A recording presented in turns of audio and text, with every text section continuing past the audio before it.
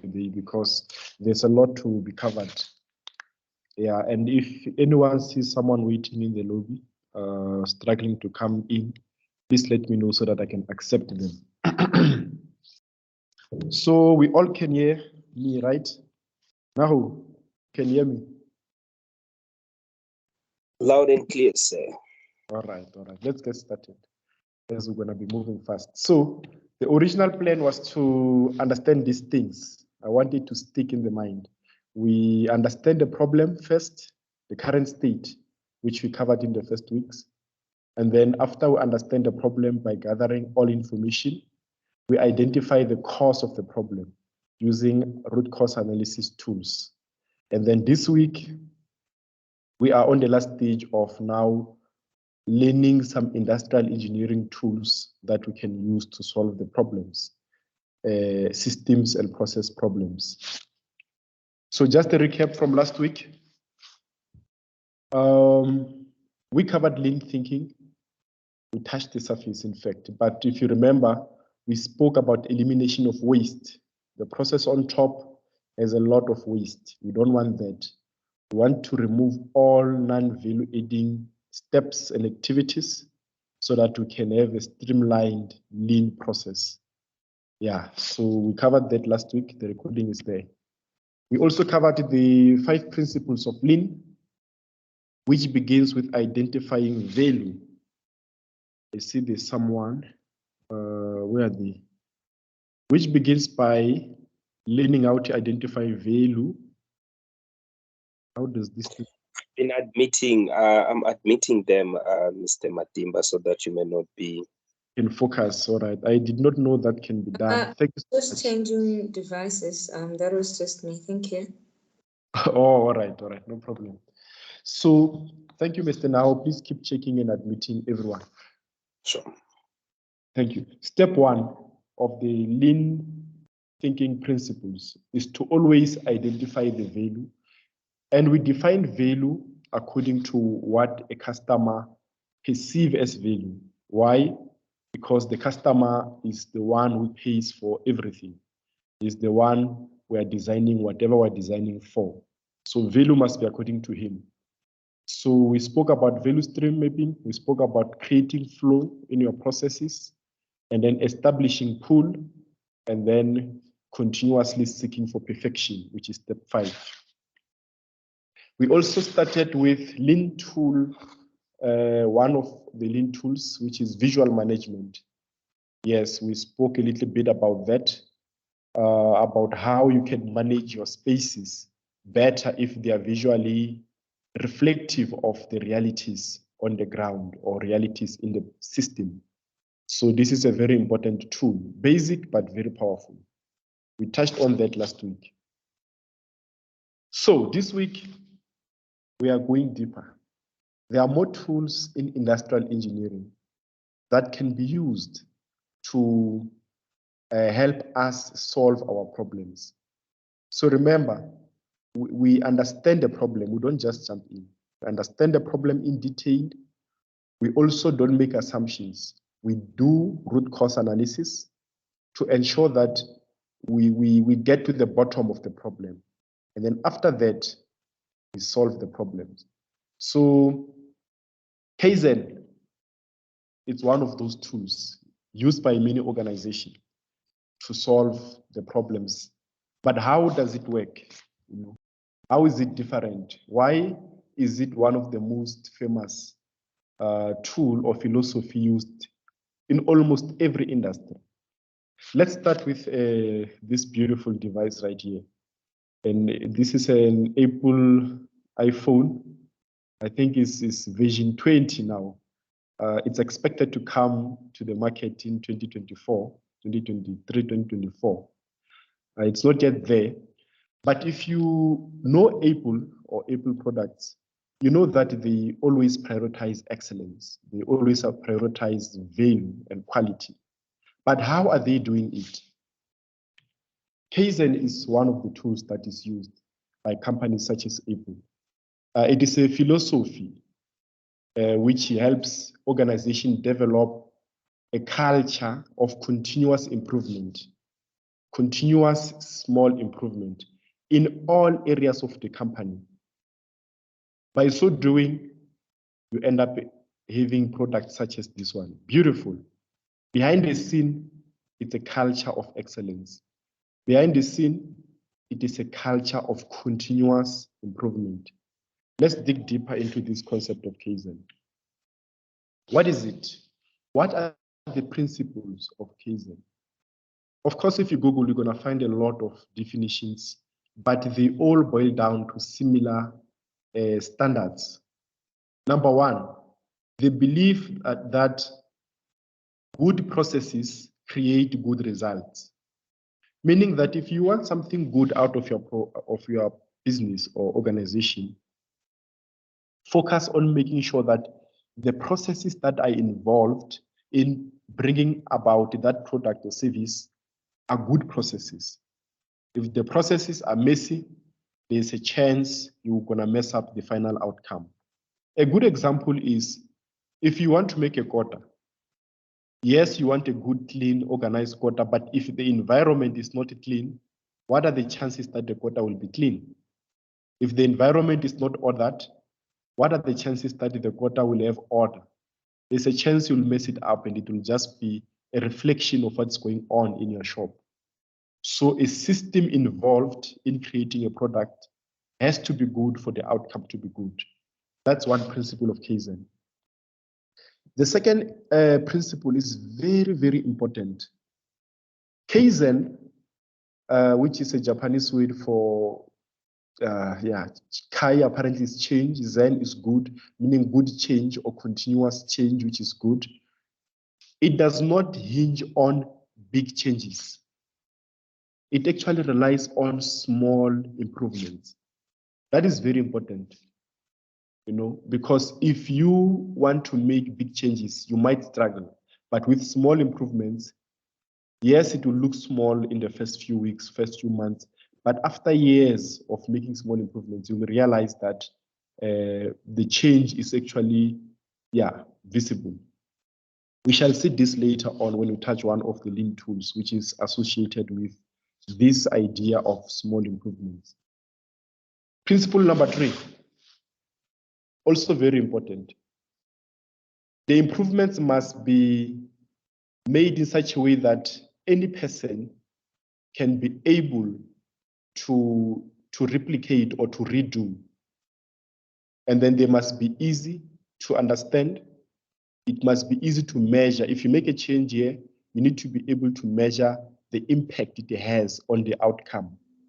And so the standardization part of it also helps with regard to the learning curve, because if you keep on doing something differently each time, your learning curve never changes. It means that you never master that task. But if it's standardized and easy to do and repeatable, it means that each time you do it, you get better at it. An example will be driving. As you start driving, you might use both your hands, which is recommended for safety, to control the steering wheel, and you might not even look to the left or to the right. You are focused on the road, leaning towards the steering into the windscreen. But after some time, what happens? You can drive with one hand. If someone is hooting on the next car, you can turn your head and look. You become so good because you've done that process of driving over and over and over. But can you imagine if a car, every time you get inside the car, the process of driving changes? You will constantly be holding onto the steering wheel. You will constantly be learning, and you will never master that task. So this is very important in Lean, because the idea is to ensure that the people become masters in their own workstations so that they can be good. One aspect of the system, if one aspect of the system is good, it means that the overall system can be good, and then the outcome can also be good. Finally, also, I will argue that this is the heart of Kaizen and also the heart of Lean. It is very important to involve all employees. So if it's a project, you must involve all the members in your team. This does not refer to the engineers and the thinkers of the team. Everyone, including the security guard, the cleaner, everyone must be involved. Everyone. Why is it important? There are some improvements that can be made from the suggestions of a security guard. Maybe every time there's a dispatch of a truck with products, the security guard noticed that the tires at the back are a bit more overloaded than those in front. It's an observation.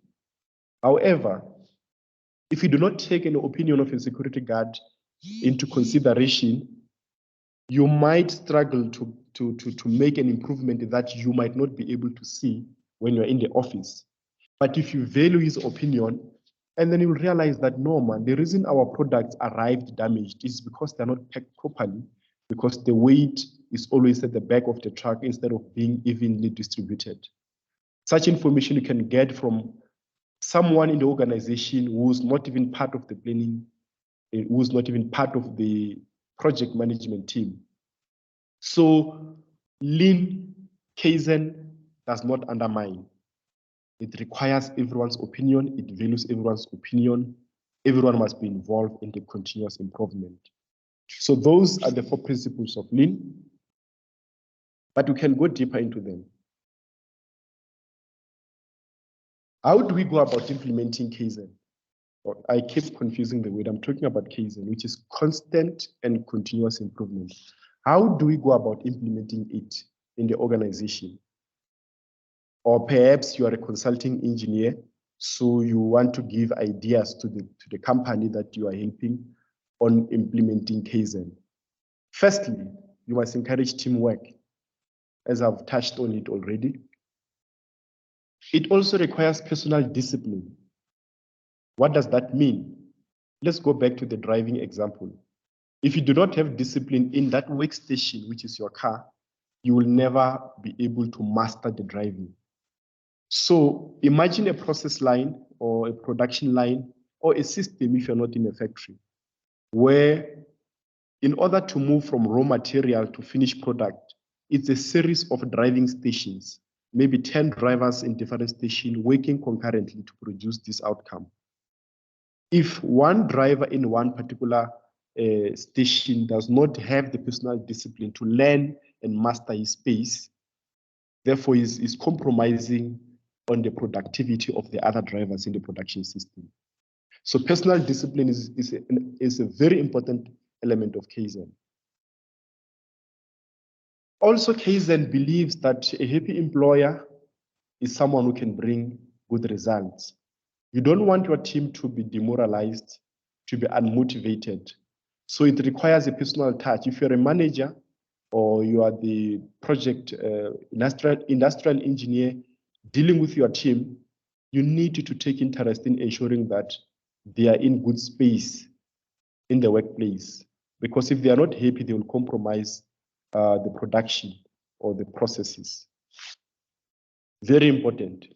You cannot be coming here and saying no work, no pay, and busy telling them that, hey, what do I pay you for? So a culture of respect, a culture of, seeing the other person for who they are, not just a tool for your profits. It's very important to develop such a healthy culture. Quality cycles. That it's basically it still speaks to the overall morale of the team, but in terms of quality, you want to have a team of people who know what they are doing. So in this case, it could be making sure that your team is well trained. You constantly ensure that they are improving in their personal capacity. Yes, you risk losing them if they are too good. However, excuse me, I don't know why I'm receiving missed calls. Yeah. However, if you invest in the employees and then they also help each other, invest in each other, share tasks and help each other do each other's task, the flow in the organization becomes much easier. But if you don't have these quality cycles where the people are skilled, there's a chance that you might not be able to produce the quality outcome. And then last but not least, something I've touched already, every opinion when it comes to Kaizen is very important. So suggestions for improvements are welcome. Even if there's a guest in the facility who sees something, you need to value their opinion. We are smart as industrial engineers, but we're not smarter than a group of people who can see things from a different perspective. Well, we can, but I'm trying to say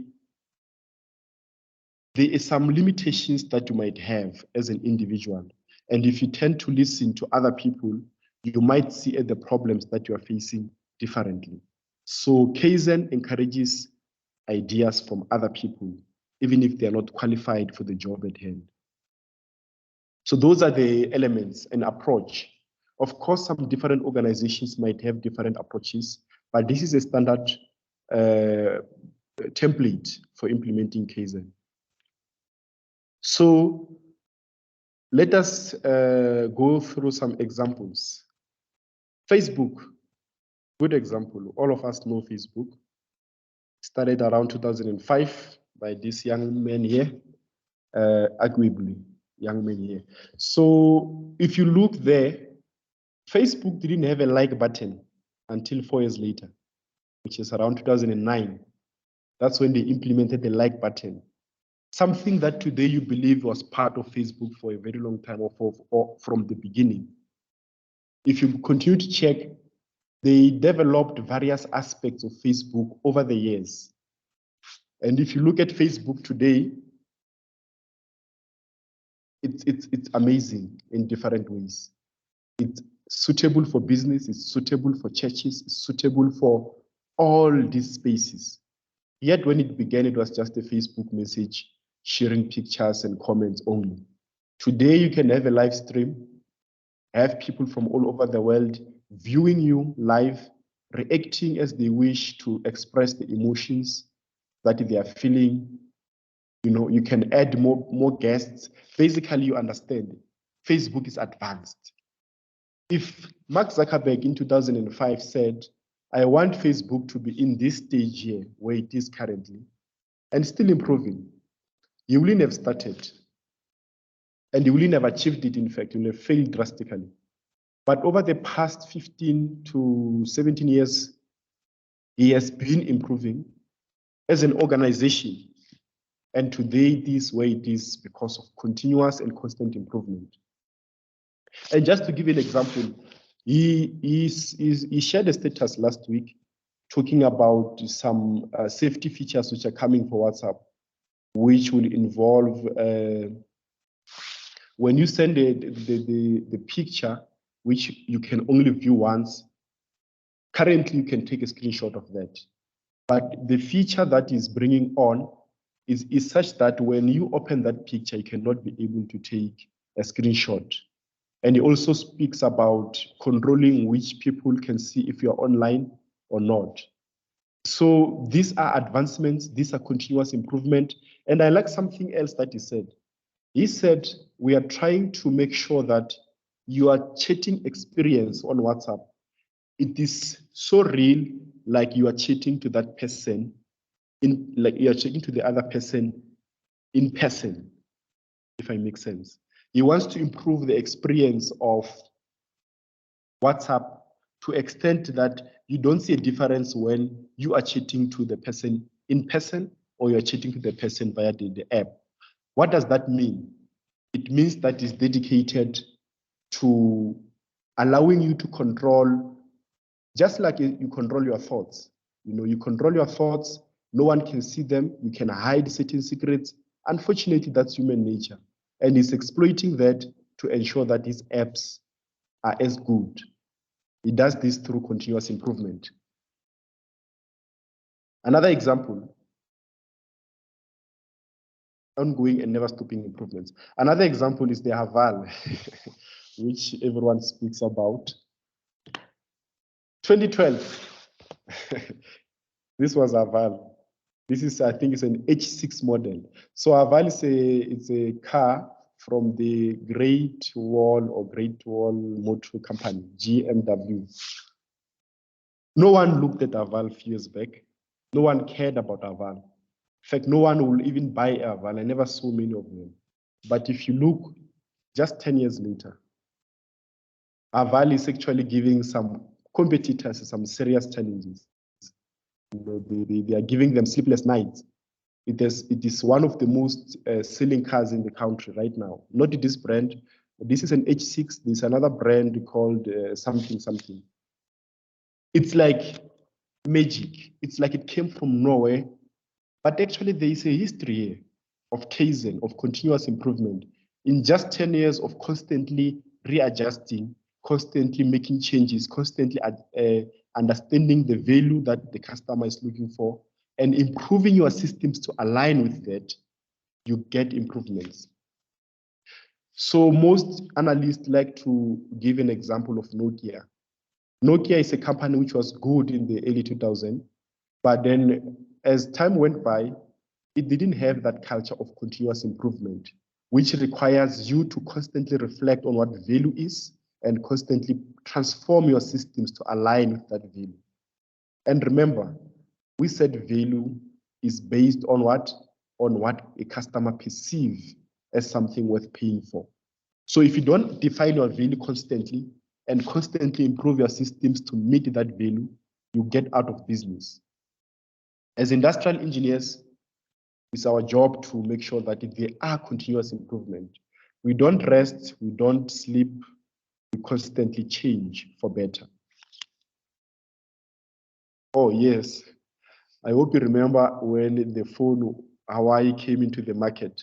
It was heavy, it was big, it was slow, it was cheap. No one wanted to buy that phone. But again, through Kaizen, through constant and continuous improvement, redefining value, re-improving the systems, Hawaii today is one of the best.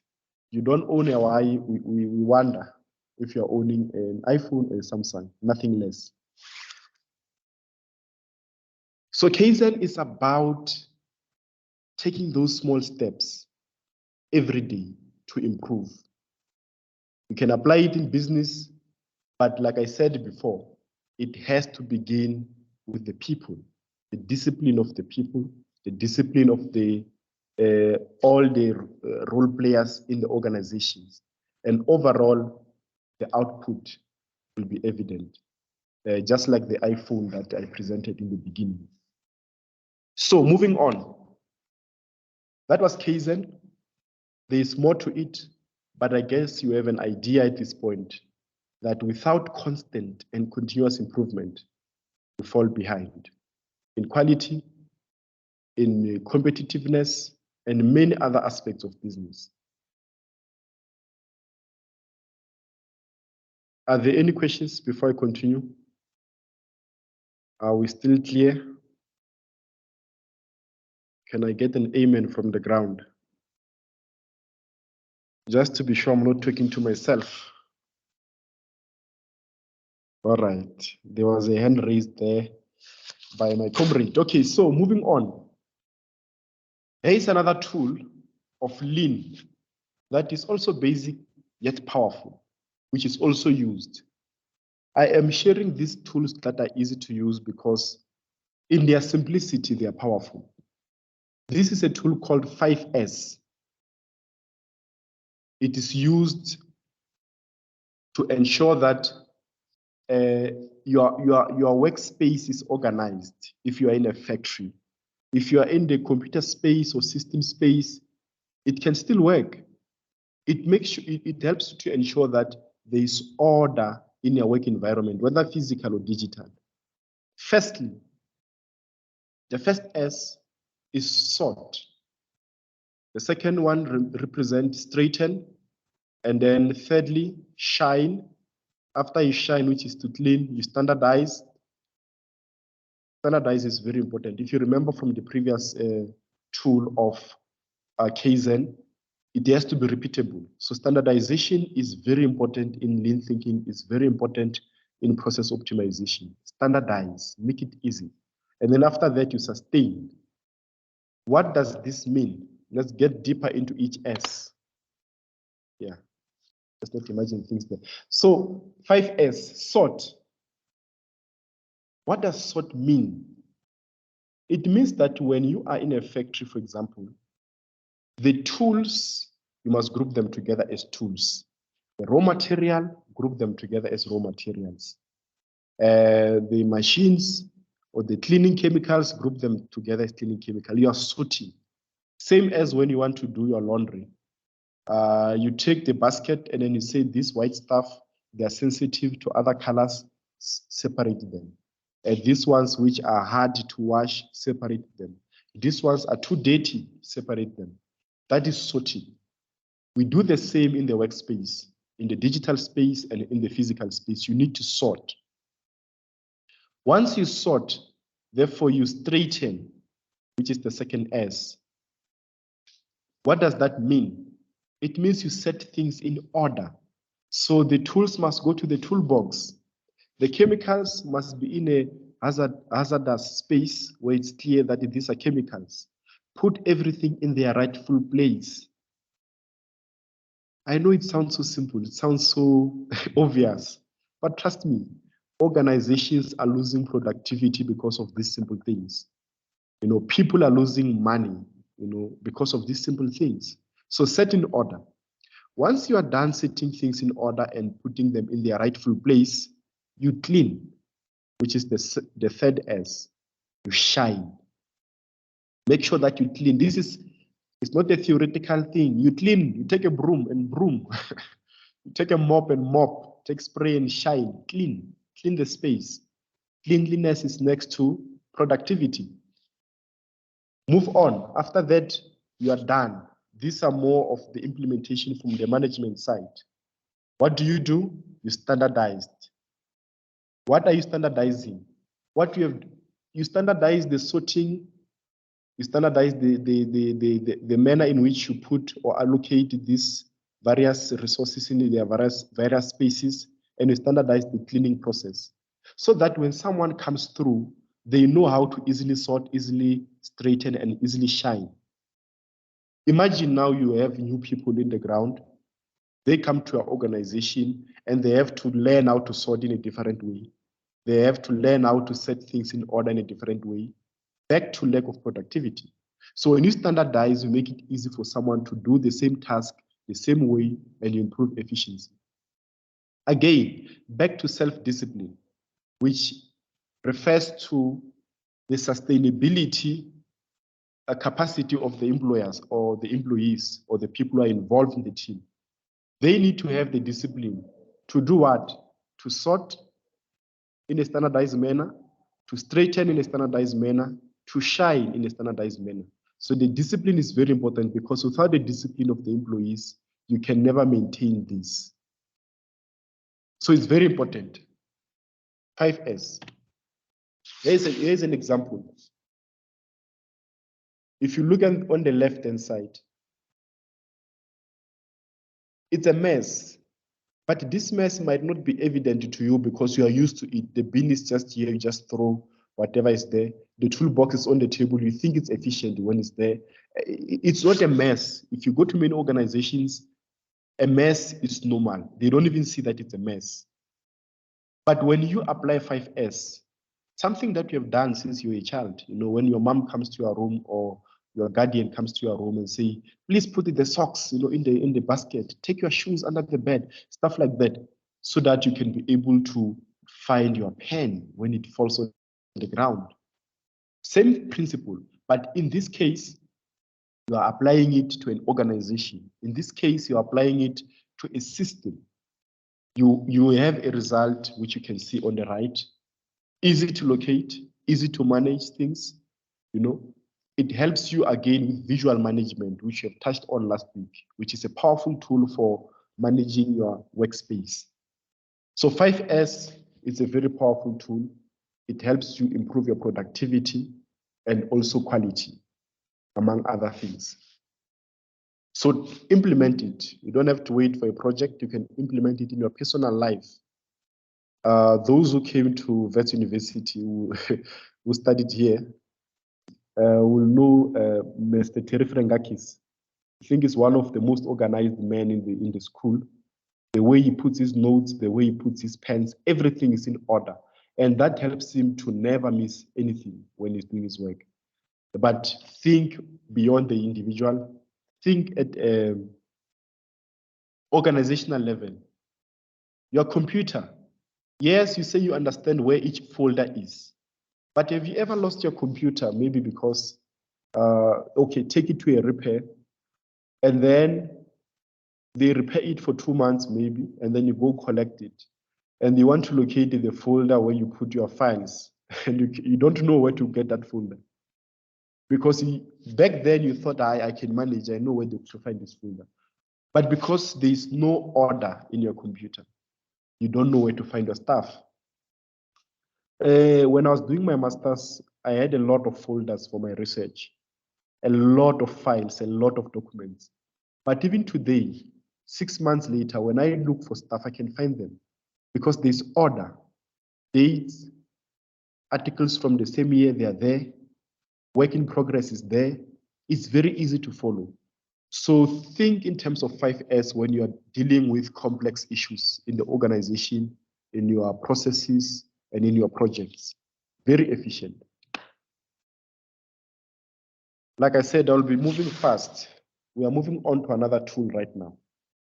If you have got questions, you can ask at the end. If I'm not clear, let me know now so that I can slow down. We are moving on to KPIs. KPIs, key performance indicators. I want you to imagine a car. You are in a car. You are driving 60 miles per hour, as you can see on this Mercedes-Benz. The screen or the speedometer is showing you an indication of what's going on in the car. When you press the pedestal and then the speedometer is rising, you know I'm at this level. When your fuel is dropping, you look at the speedometer, you don't go to the tank and put the stick and check. That is what a KPI is. It indicates, it helps you indicate the performance of your organization or the performance of your project.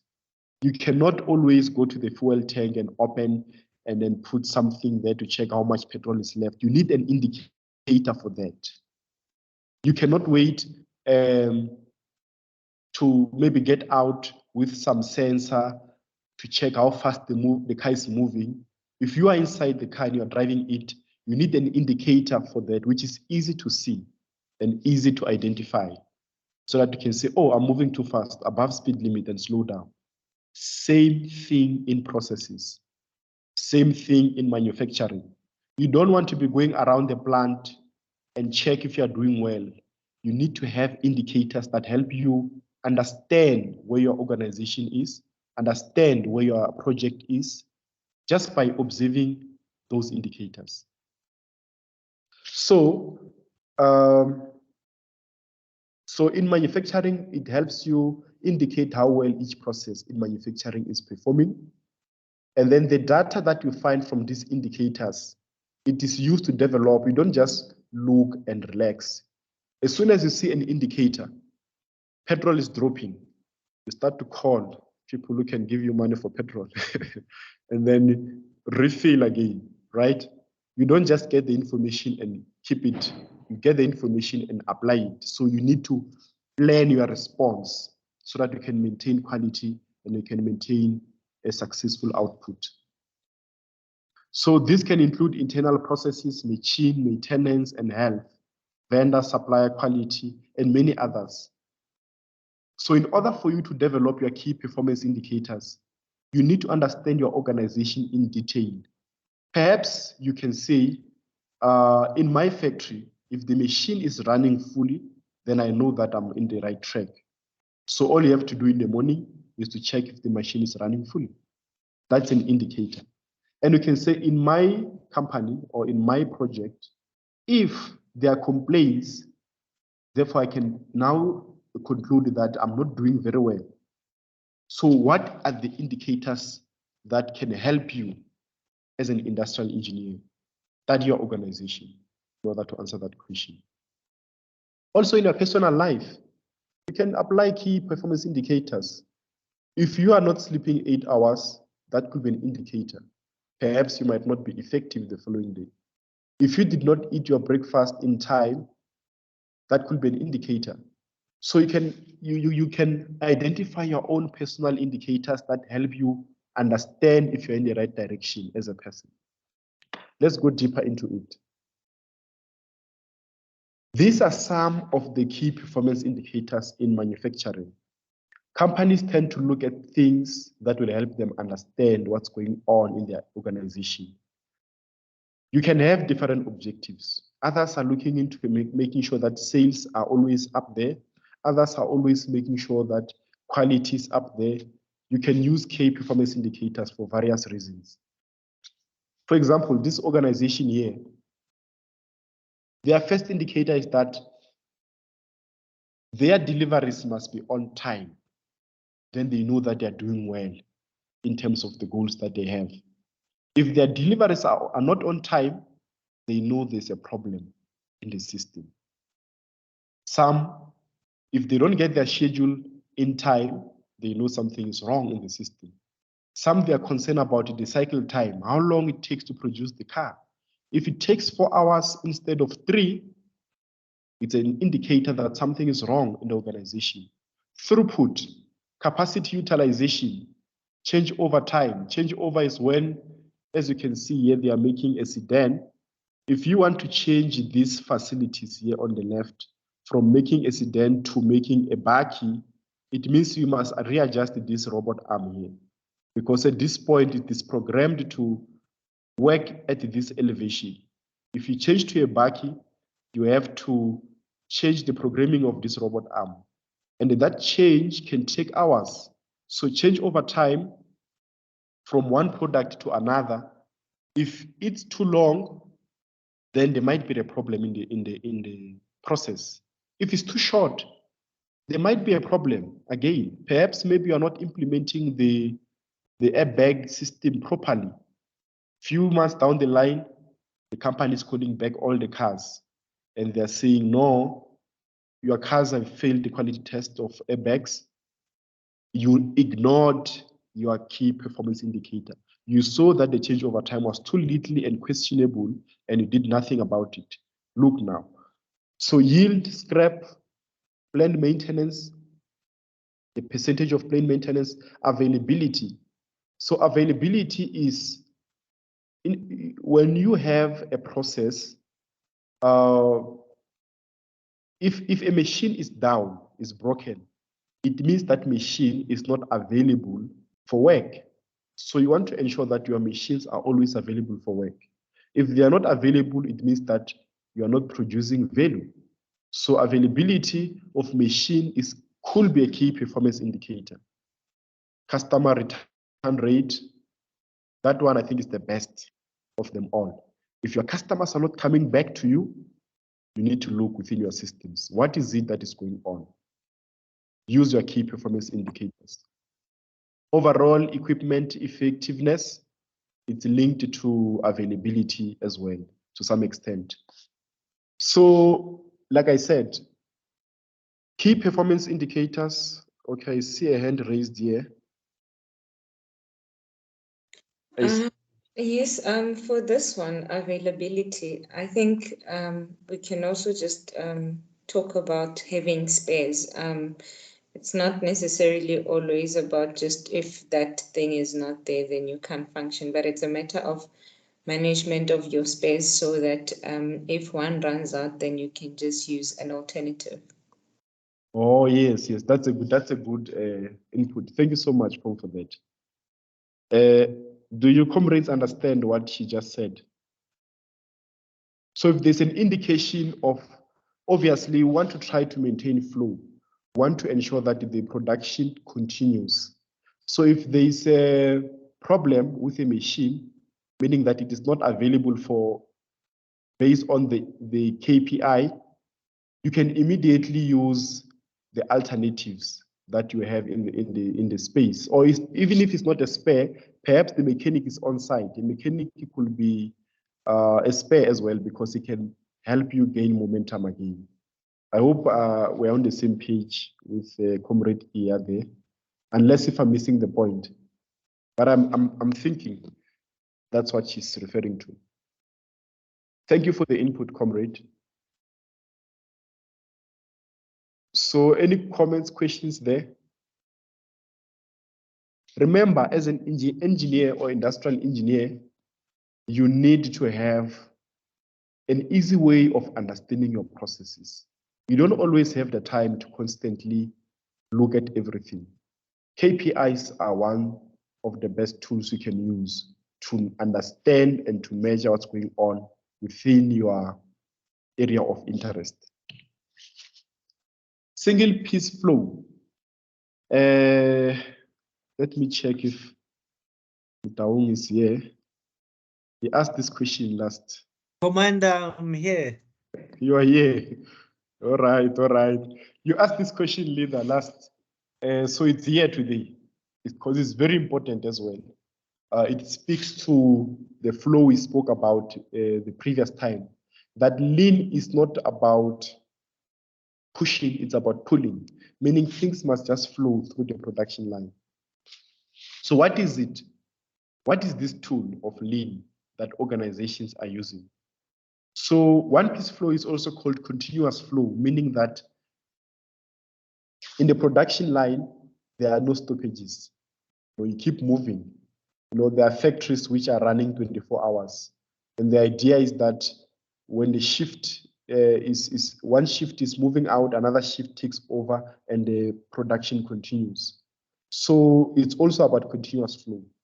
It refers to the way products move from one step in the process to the next. Remember, a production line or a process is a series of workstations. If you are making a car, for example, there's painting, there's assembly of seats, there's assembly of airbags. All these various aspects, they are done in particular workstation.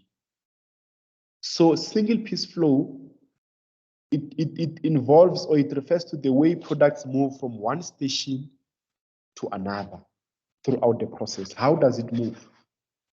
It's all about moving them efficiently and also ensuring that all the equipment, all the resources of the organization help that particular product move through the process efficiently. There's an example for that. If you are not using a one piece or single piece flow, you are actually using what we call a batch process. Most or some organization want to believe that when you do things, in a batch, let me make these 10 things at once and move. And then before you know it, I will have finished 10 things. Single piece flow say, no, do one at a time. So if you look at the times here for the batch process, if you are saying, let me finish doing 10 things first, let's assume that one item takes 1 minute to do. If you have got 10 items, it means in this particular station, you are going to spend 10 minutes doing what? Those 10 items. Then when you are done, you take your forklift and then move all 10 of them to where? To the next station, where they're going to spend another 10 minutes. And to the next station, batch by batch, where they will take another 10 minutes. At the end of the day, you have spent how many minutes? 30 minutes to move all the items from station 1 to the output. That is a batch process. We are doing things thinking that you are being effective because it's a lot, But with single piece flow, you take one and do it. As soon as it's done, you don't wait, you move it to the next station. The second person also in that station, they work on it. They don't even know how many are coming. They move it to the next station. One piece, 1 minute. At the end of 3 minutes, you've got one piece done. And then at the end of the next 2 minutes, you've got 2 more pieces done. Basically, by the time this person finishes doing these by the time the batch process station 1 finished doing all 10 items, at the end of 10 minutes, you have done at least 9. Because we have to account, take time, I'm not going to cover that. You have covered 9 of the items. On the 11th minute, you have finished all your processes. All your items. So this is single piece flow. You make sure that every resource in your process is involved. What does that mean? If you look at the batch process, when this guy is working on these 10 items, the second guy is in the second station and the third guy in the third station, they are doing nothing, meaning that you are paying them to sit around. By the time this guy is working, these 2 guys on the edges are doing nothing. You are not being productive. So single piece flow helps with that kind of improvement in terms of ensuring that everyone is involved. They are not overworked because they are doing one item at a time and so on. However, there are situations where you find that you cannot afford to finish one item and move it. What if you are moving these things through a truck from one factory to another? You have to make sure that you utilize the full capacity of the truck. So in that situation, you have to wait for all 10 so that you can save on petrol. Imagine moving one item from factory to factory, using the whole truck, the whole driver, the entire route, and then come back to fetch another one. It may not be efficient. So single piece flow, you need to be strategic about it. You need to make sure that overall, you are still being efficient. Overall, you are still using your capacity effectively. That's more or less what single piece VS batch process is all about. Any questions? I'm sure you get it. We are moving on. Thank you, leader. All right, leader. Moving on. You cannot be an industrial engineer until you understand the bottleneck analysis. Because this is one of the most common problems in many organizations. You will see. Here's a typical examples. It seems I'm using a lot of cars as examples today, but I'm trying to use examples where you can easily understand the concepts. There is your BMW here in blue, Mercedes-Benz in yellow, the fastest cars in black. It does not matter how fast and powerful the engines are. If there is no road to travel, if this Squid here or Peugeot here is moving at 10 kilometers per hour, all these fast cars at the back will have to move at 10 kilometers per hour. Why? Because this car here, it is the bottleneck. It determines the rate of every other car in the production line.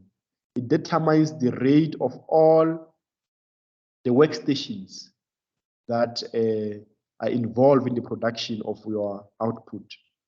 So what does that mean? A bottleneck, or also known as a constraint because it's constraining you from moving forward, is a work stage that cannot meet the production quota even at its maximum throughput capacity, thereby delaying or stopping the flow of operations. You cannot invest all your resources in this BM, this Mercedes-Benz, and then be stopped from operating this at optimal level because of this little thing here. We don't want this. This is an inefficient step. We have to eliminate it. That is what a bottleneck is all about. Bottlenecks are everywhere. The danger of bottleneck is that, as I've said last week, lean is all about pull. Lean is all about flow. Everything speaks of flow, no stop. You keep producing, you keep moving to save time and resources and to continue to maintain quality. But when there's a bottleneck, there is a buffer at the back which forces you to now push instead of pull. You don't like push, you want to pull. That is the danger of it.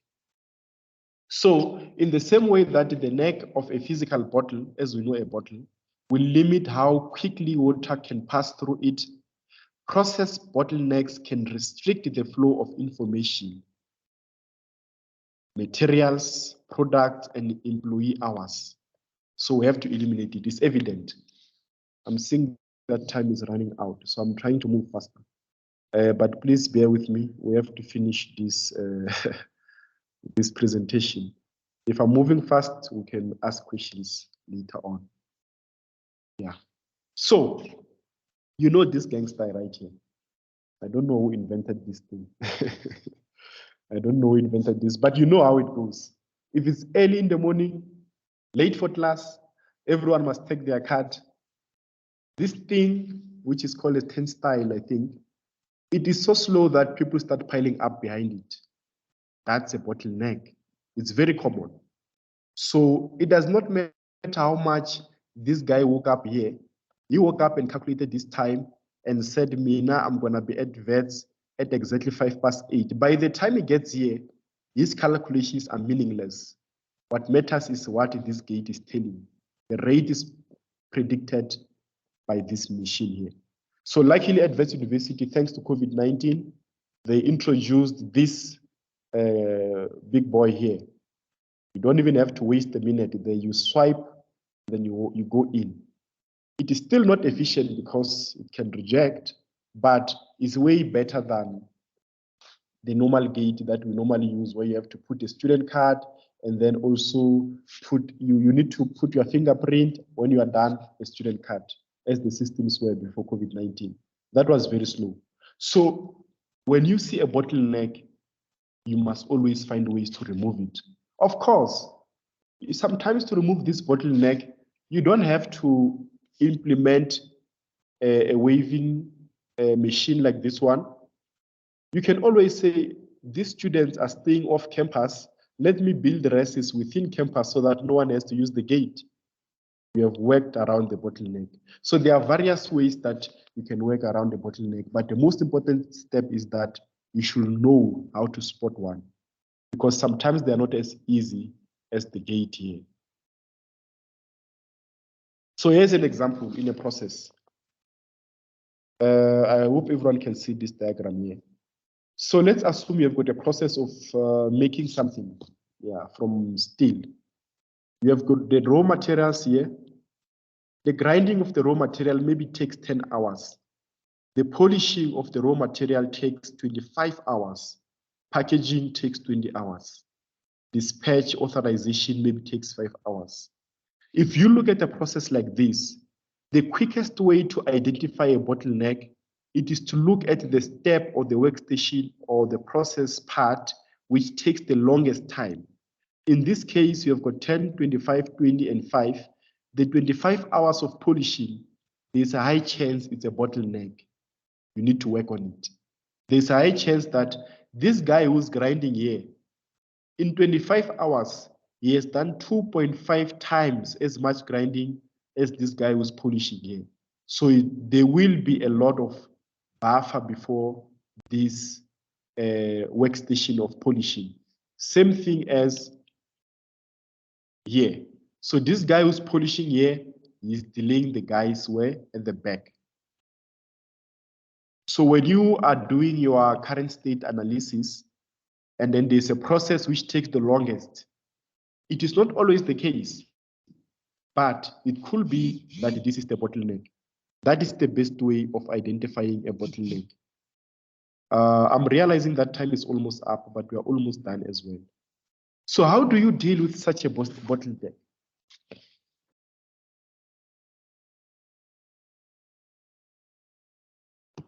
How do you deal with such a bottleneck? There is a simple way. There's something we call a parallel process. So it might turn out that in this workstation, you have got one machine, and this machine is not coping. Therefore, you might want to add another machine. So we've got two machines here, and then now instead of all the products that are coming from grinding taking 25 hours, now they can take 12 hours. The overall process now can be reduced into 2, meaning that you have saved 12 hours just by adding an additional machine. But don't forget, lean is about eliminating waste. It's also about reducing cost, if you remember from last week. So we try to discourage a process optimization tool where you have to spend by adding more machines. That should be the last resort. Find other ways to improve this process right here without adding an additional machine. Find ways to improve this process here without adding an additional employee. If you have to spend, let it be the last resort. How do you do it? Well, you are an engineer. That's why they hire you to think around these kind of things. So let us assume you have improved this bottleneck. You look at your system again. It is still not efficient, because when you look at these 20 hours of packaging, it has become a bottleneck again. You have to improve on that. If you do, you might realize that, oh, now the grinding is a bottleneck. You have to improve on that. As soon as you are done, back to polishing. Polishing is a bottleneck. After 10 years of these continuous improvements, you will develop a system which is so good, people will be shocked, how did you do it? Just by going around and eliminating bottlenecks. They are there everywhere in organizations. You need to spot them and find ways to eliminate them. And by so doing, you can improve productivity, efficiency, quality, sales, competitiveness, and so on and so forth. This one, everyone can relate to this. You are hungry. You know, they're telling you that the chips are not ready. You don't know what to tell your customers. The chips are a bottleneck. What can you do in order to eliminate such a bottleneck? People are hungry. The burger is ready, the drink is ready, everything is ready, but the chips are not ready.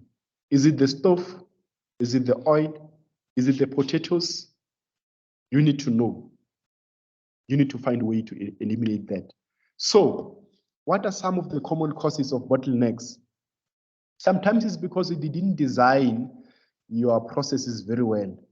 So when I thought that it will be efficient to make the chips at home because you breached electricity, so every now and then you send someone to go home to go collect the chips for the customers. You thought you were saving electricity at the restaurant, but your process is ill-designed and ill-defined. It does not help you maintain flow. It is causing a bottleneck. Maybe you think, no, man, I've got the best machines. The chips should be ready very soon, but they are still a bottleneck. What could be the problem? Could be human error. The employees don't know how to use the machine. They didn't train them very well. So instead of buying a new machine, train the employers to ensure that they know how to operate. Maybe the machine capacity cannot meet demand. But wow, how come you missed demand? Did you do forecasting? You don't know your customer behavior. Look into that. Or perhaps the machine value is too small. You know, the machines can only produce 10 chips at a time, but demand is 15. Do you need to add a new machine, or do you need to prepare more chips in advance? Make those decisions. Maybe it's lack of automation. So you are trying to do chips by first grinding the potato, peeling it and slicing it with a knife, washing it.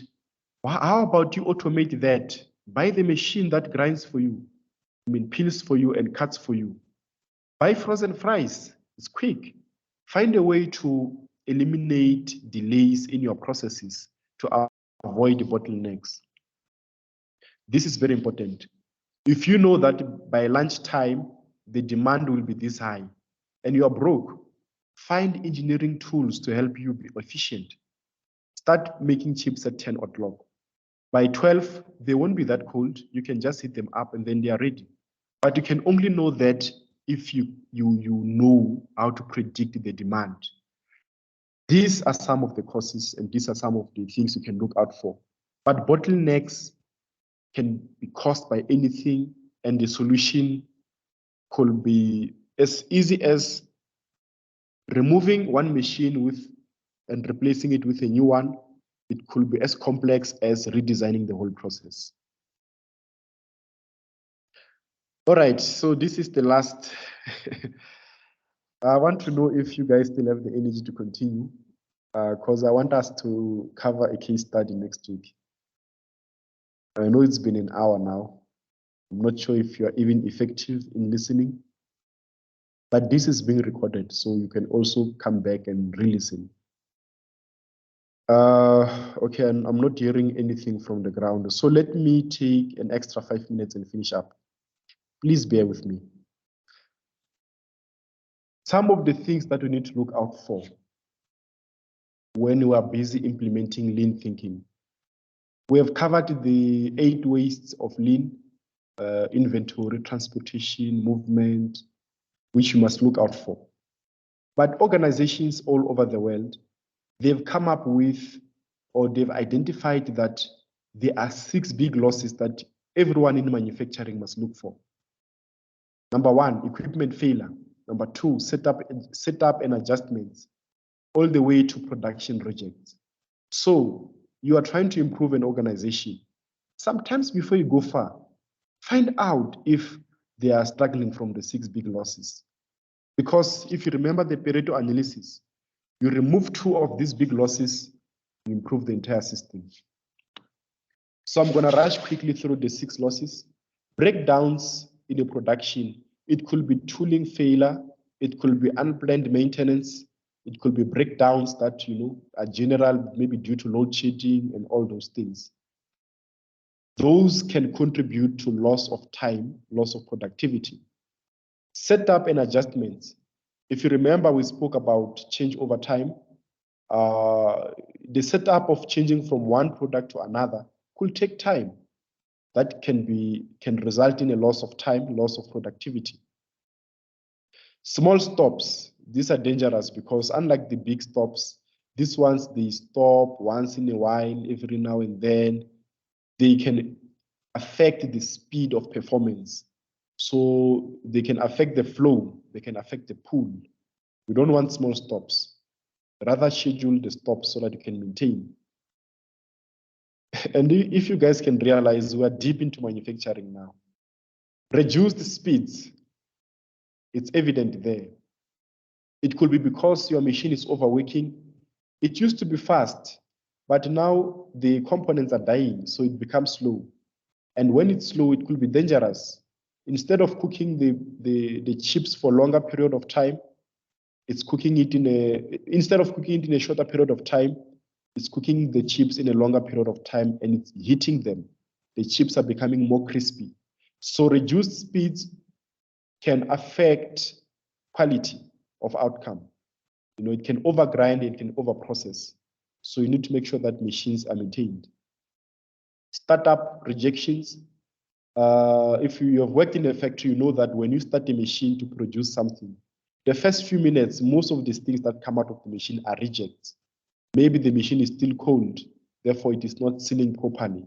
Maybe the machine is still taking adjustments, therefore it is not measuring properly. So there are rejects when you start a machine, most cases. Of course, you want to eliminate that. Production rejections. So these are things that they need to be reworked or they need to be rejected completely. Look out for these big losses. Don't go there and try to figure out something so small that might not have an effect in the overall process. Look out for the big losses. Look out for the 8 wastes of lean. Look out for the bottlenecks. Have this industrial engineering mentality when you go into a factory, into a project, into a system. But as I conclude, the 2 losses, equipment failure and setup, they speak to availability, which we have touched on earlier. Minor stops and reduced speed, they speak to performance, meaning that there are performance issues. And then startup rejects and production rejects, they are issues of quality. So this is a category of losses. If you are concerned about quality, you want to quickly look at the rejects and the production rejects. If you are concerned about availability of machines, you want to check equipment failures and the durability of the machines. So those are the 6 big losses. I know it's a lot to take in. It's a lot, but as engineers, the world around us depends on how we design our processes and our systems. We think it manifests. But this is the last slide. Thank you so much for joining in this course. Next week, we are doing a case study so that we can implement what we have learned. But yeah, as Kanye West here says it, I need to take precaution. What I've covered in the past 5 weeks, including today, it's not engineering design. It was a crash course. There's a lot of information that is missing. I didn't do any calculations, so quantitative aspects are missing. So for example, in the bottleneck analysis, where there was a flow which we had to eliminate the longest workstation, 25 hours to 12.5, there are calculations there that needs to be done. There are many calculations that I have to cover that in order to understand these concepts. So I didn't get into that. I give you an overview. These tools and these concepts that I've presented in my slides, they lack theoretical depth. So there's a lot, into Kaizen, there's a lot into bottleneck, there's a lot into Pareto analysis. The theoretical depth is not there. Also, there are a lot of tools that I didn't cover, a lot of tools that you can apply in order to optimize. I didn't assess you, and I am not accredited to give you this training. Therefore, I recommend that if you're interested in mastering industrial engineering design, you have to register with an institution. As a short course or as a degree, so that you can get a holistic picture. Thank you so much. I appreciate your time and I appreciate your patience. I will open up the time for questions, comments, criticisms, and so on and so forth.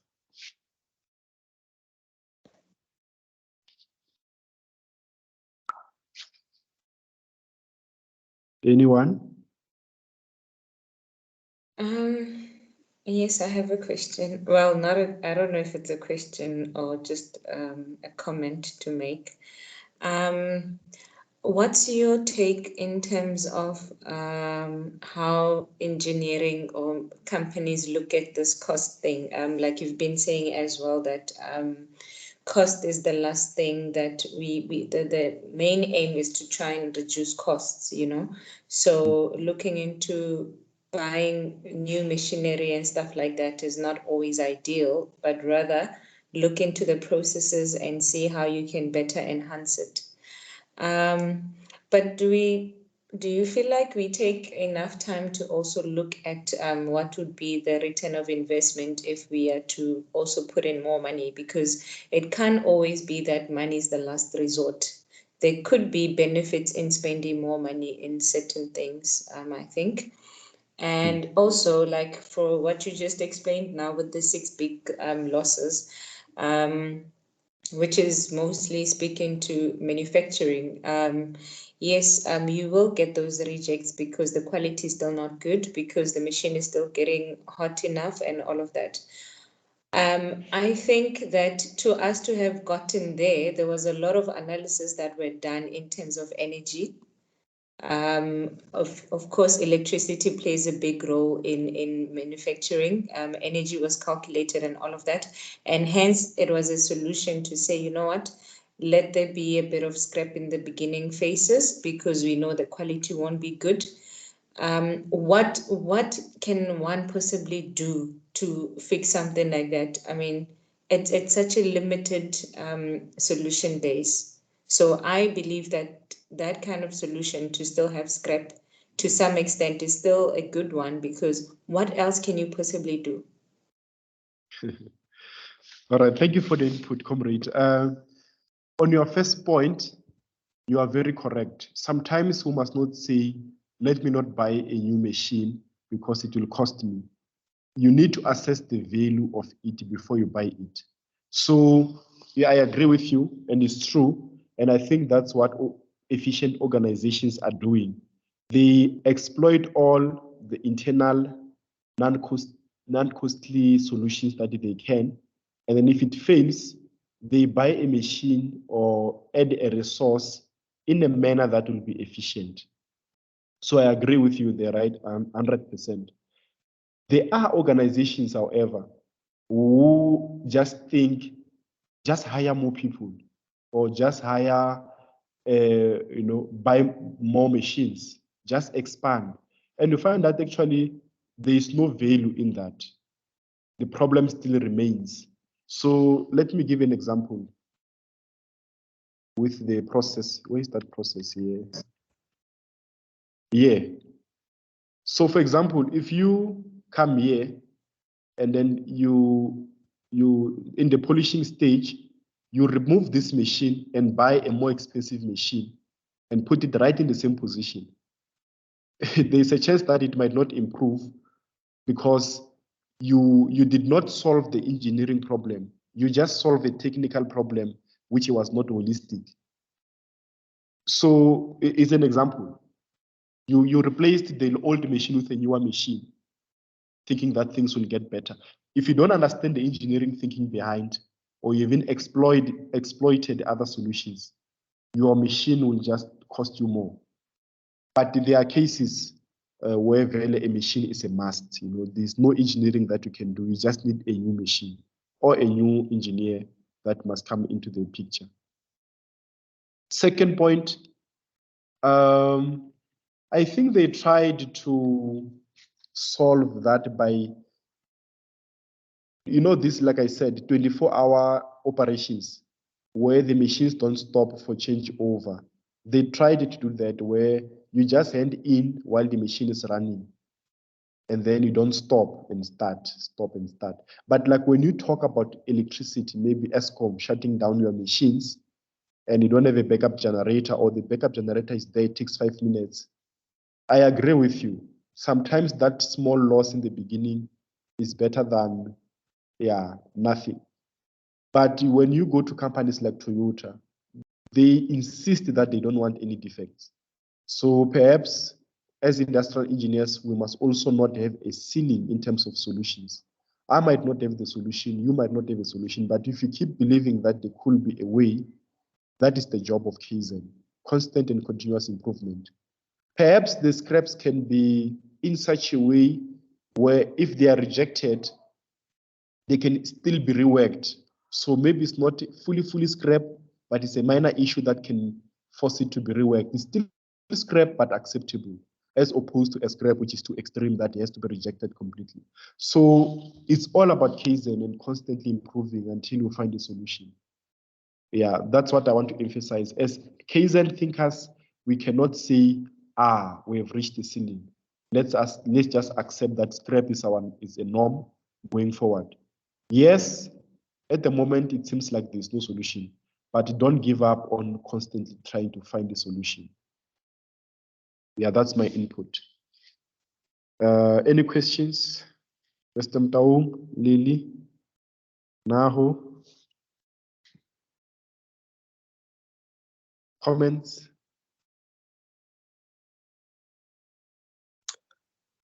No, I don't have a question personally, leader, but thank you for taking your time and going extra mile to bring this wonderful presentation. You did your best, and thank you for the simplicity and your patience. Thank you so much, leader. All right. Thank you so much, Mr. Nao.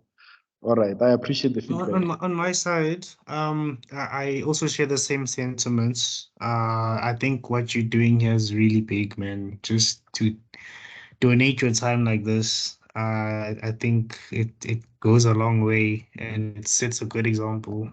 The small things we can do to help others.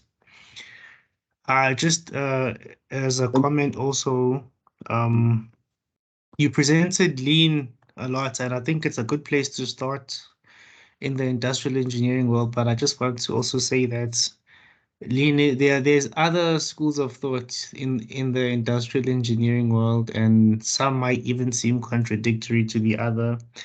Hence hence my questions around one piece flow, because I mean, that's the lean way, but according to other schools of thought, they prefer batch because you need a buffer. So that's more theory of constraints, I think. But anyways, I'm just saying there's like you said, it's not a comprehensive thing. But thanks a lot, man. Thanks a lot, champ. No, thank you so much, Leader, for that feedback. Yeah, I agree with you, which is why, yeah, you did industrial adverts, so I know you speak from a wealth of experience, which is why the design course at VETS in third year, it's a full year, the last time I checked, and it's got projects, they cover a lot of content. So I agree that there's a lot that I didn't cover, which is why I made the disclaimer there. But I've also noticed that there's a lot that can be done with just one tool, just one school of thought. Yes, there are contradictions, and if you want to become a master, you need a holistic picture. I went to do a project at some organization, company, I won't mention the name, and they were struggling with the change over time. They used to take between 8 and 10 hours to make a change over from one product to another. And just by using lean principles, I was able to change that time theoretically from 8, 10 hours to under 2 hours, just by streamlining the process and applying just these principles. Of course, I didn't have the time to stick around to implement, but even if I did implement, I'm sure that it was going to end up at 4 or 5 hours because of human and the culture of the organization. So I know that as an entry point, these tools of lean, they can help us improve, And then if you get to complicated organizations where the processes are already advanced, I think you might want to look beyond lean. But lean can clean through a lot of complex issues that, especially if the organization is still at basic level or it has never had an industrial engineer before. You can do a lot with just visual management. So, yeah, I say this while I acknowledge that there's more to industrial engineering. People go deeper into this matter and do masters, PhD. People go and specialize. So we cannot say that lean fella. There's a lot more. I agree with you, Dida. Any other questions, comments? Sunny, I see you were gone. I think you are back now. Do you have any question, comment? Not a question, but just to say thank you for the session.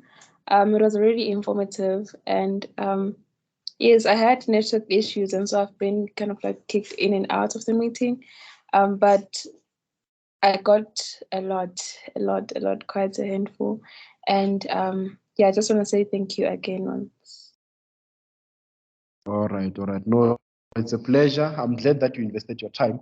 So next week, I'm gonna look for a case, and if you can find a case as well online, please help me with it so that we can go through it and try to implement some of these tools. Like we want to learn how to do current state analysis.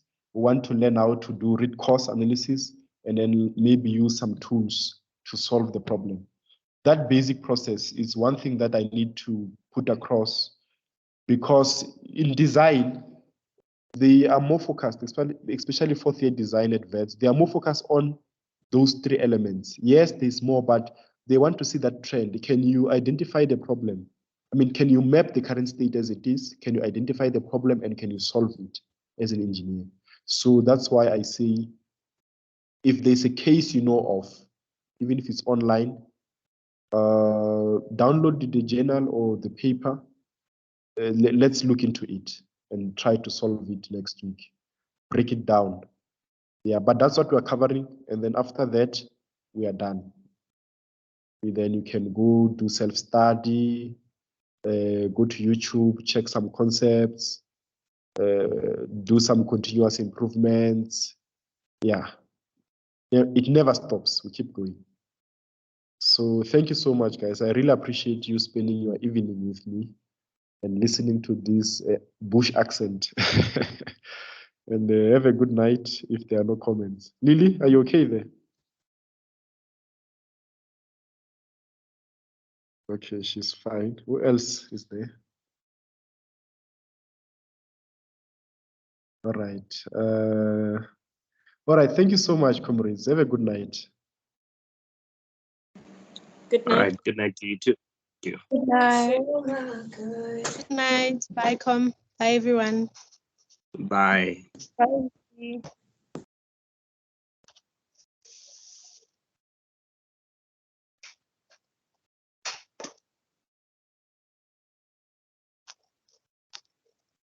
How do I stop recording here or stop recording? Let's stop recording. Kimang. Tom, how are you? You are still here. Are you okay?